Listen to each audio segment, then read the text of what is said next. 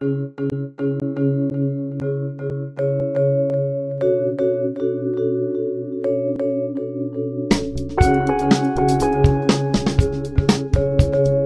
facing a context where the Middle East continues to require our attention, and these are the theme of Azeri's Middle Eastern talks this year. Professor Mastanduno, what are the current and future challenges for the Middle Eastern region? Well, there are a great deal of challenges for the Middle East today. I think they begin from the premise that for a long time the Middle East was stable, but the stability was bought at a great cost. So all across this region you had what you might call strongmen, presidents, dictators, autocrats, who were in power for a very long time and who kept a lid on both political aspiration and in many cases used political repression.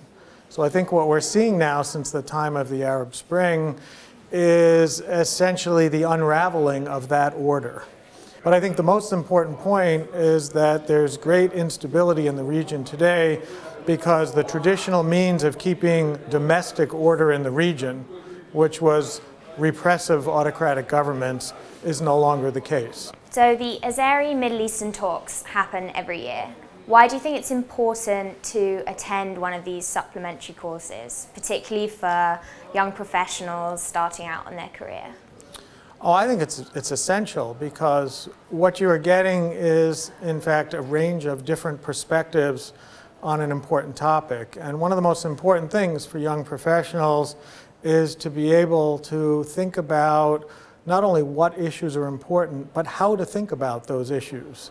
And the more you see divergent points of view, different approaches to a question, I think the better off you will be in framing your own views and your own positions on these questions. I mean, think of it this way. If you just have one faculty member who has a very strong point of view, you're probably going to adopt that point of view lacking your own independent knowledge.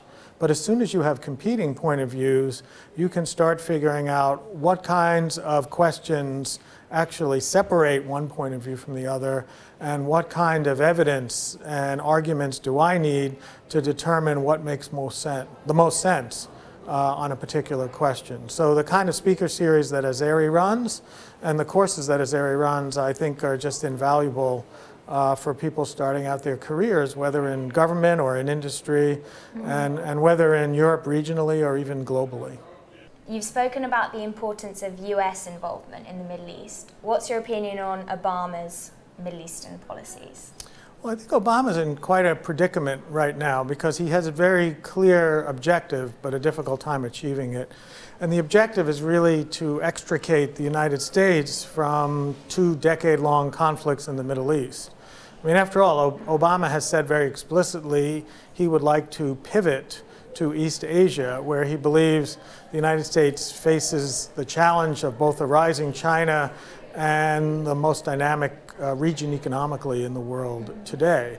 The problem is that it's not as easy as the president might have hoped to remove the United States from the conflicts that it has initiated early in the 2000s. You see this in Iraq, you see it in Afghanistan, you see it now increasingly in Syria, where a lot of the instability that arguably was wrought by the United States itself has left ISIS in control of large parts of the region and has left the United States trying to figure out if there's a way it could both extricate itself from these wars without leaving a much bigger mess than when it began. And I think that's the great challenge the United States is facing. The presidential elections are coming up soon.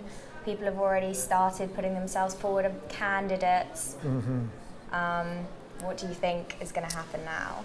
Well, it's hard to say in American politics. It's an interesting situation because one party has a candidate that's almost an incumbent, Hillary Clinton, and it's hard to see any challengers.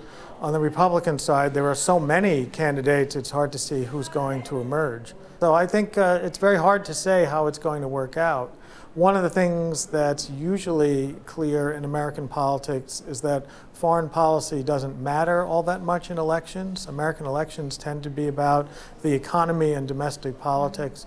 But when the United States is at war, foreign policy can make a difference in elections.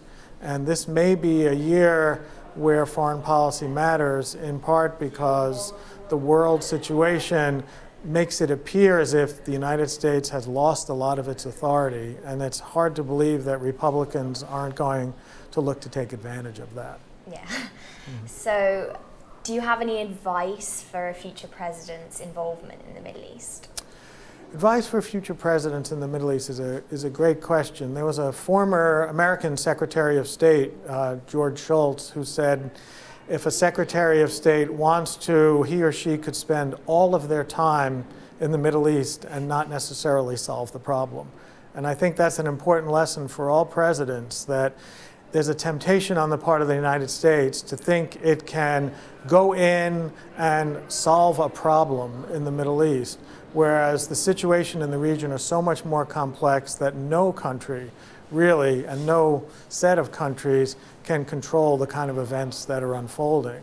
So I think what the United States wants to try to do is be a force for stability where it can, be a force for development where it can, let a lot of the politics in the region play out. It obviously has its interest to defend, but I think do no harm is a very important rule. If you look back at the 2000s, I think it's fair to say that the United States was a source more of instability than stability in the region. And with that in mind, I think a future president might think sometimes less is better.